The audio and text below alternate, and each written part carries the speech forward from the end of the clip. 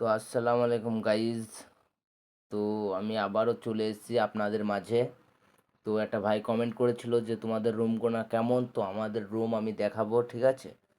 তো প্রবাসীদের রুম কেমন হয় আশা করি সবাই জানো, তো আমাদের রুমটাও দেখো। এটা হলো আমাদের রুম, ঠিক আছে? নিচে একটা বেড আছে, উপরে একটা, আর এদিকে আছে দুটো, ঠিক আছে? এদিকে দুটো আছে, নিচে একটা উপরে একটা, আর এদিকেও দুটো আছে, ঠিক আছে?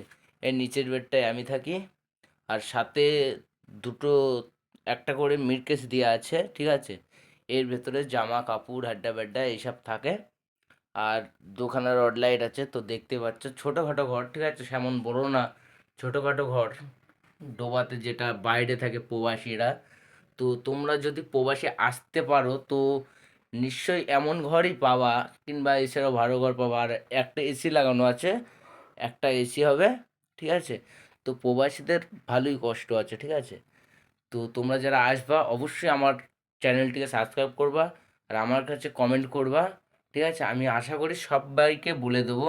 আর এখন আসো না, এখন বুঝতেই পারছো যুদ্ধ চলছে, ঠিক আছে? তোমার দুবাইতে যুদ্ধ চলছে, সবাই তো জানো, আশা করি শুনেছো হয়তো মোবাইলে। এই জন্য কালকে সব 12টার সময়, রাত 12টার সময় সব আমরা বেরিয়ে পড়েছিলাম রুম থেকে।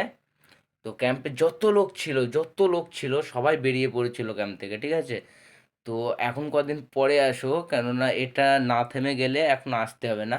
এটা থামবে তখন আসো, ঠিক আছে? তো আমার রুম তো দেখিয়ে দিয়েছি, তো দেখতেই পাচ্ছ এটা আমার রুম, ঠিক আছে? নিচের বেডে আমি থাকি, ওপর বেডে আরেকজনা থাকে, আর এদিকে দুটো বেড, এদিকে দুটো, ছটা, মাত্র ছটা লোক থাকে, ঠিক আছে? তো চলো আজকে এই পর্যন্তই।